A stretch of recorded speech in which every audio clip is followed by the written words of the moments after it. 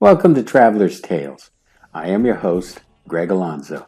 Today I will be your guide through history as we take a look at your questions and comments from part 1 of The Art of Brewing Beer in Ancient Egypt. Before we begin, just a reminder that we post new videos every Tuesday and Friday.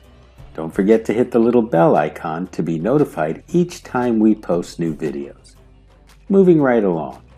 Mythology tells us one thing, while archaeology tells us another. Our first question of the day is from Gilbert. He asks if the Egyptian aristocracy enjoyed beer. Gilbert, though the aristocracy and the pharaohs preferred wine, they were known to also have imbibed in beer. Next we have a question from Gustav. He asks, why did the Egyptians add fruit to their beers? Gustav, I can only speculate that they experimented by adding fruit in the hopes of brewing a sweeter drink. Let us not forget that the Egyptians also had more access to a variety of fruits than some of the other countries throughout the region. Now we have a question from Valerie. She wants to know why the ancient Egyptians used beer in religious rituals. Valerie, let's not forget that the Egyptians saw beer as a gift from the gods. Osiris himself gave the Egyptians the gift of agriculture. Our next question is from Amelia. She asks if women also brewed beer. Yes, Amelia, they did. Homebrewed beer was quite popular amongst the people. Frankly, I would hazard to guess that brewing beer became a family pastime. Our next question is from Anna Maria. She asks if it is true that the Egyptians were paid their wages in foodstuffs and sometimes in beer. Yes, Anna Maria, that's correct. The Egyptians were often paid in beer. Frankly, I would suspect that the temple priests and the local government had access to the best grains and fruits. With that in mind, they more than likely had the best beer. Let's press on. Our next question is from Dominique. She asks if beer was a valued export to the Egyptians. Yes, Dominique, it was. As the Egyptians spread throughout the region, they brought with them their beers, especially as the empire conquered new lands. Next, we have a very interesting question from Joel.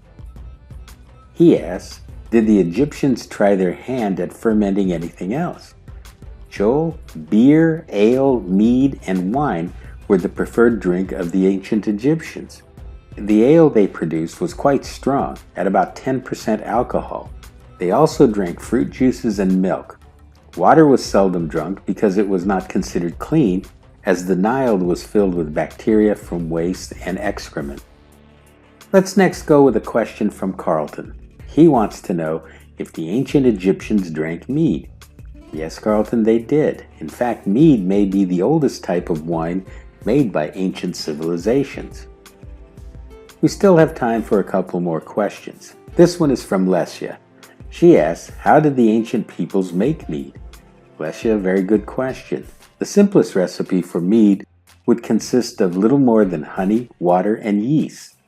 Variations to this simple recipe would include an addition of various herbs and spices. Our last question for the day comes from Benito. He asks if soldiers were given extra rations of beer. Benito, yes, they did. Egyptian soldiers received daily rations of grain, beer, wine, meat, and honey. Of course, after a successful battle outcome, the troops were rewarded with healthy portions of extras. You know the old saying, the spoils go to the victor. This brings us to the end of part 2 of the art of brewing beer in ancient Egypt. Thank you for once again joining us for this edition of Traveler's Tales. Just as a reminder, we post new videos every Tuesday and Friday. Don't forget to hit the little bell icon to be notified each time we post new videos. For your convenience, we have also posted our email address and Instagram information. We enjoy hearing from our subscribers. Don't hesitate to contact us with any questions or comments you may have. If you haven't subscribed to Traveler's Tales, please do. This really is the best way to help our channel grow. Traveler's Tales will return with lost weaponry of ancient armies. Until we meet again at the crossroads of folklore and fact, Kartistos.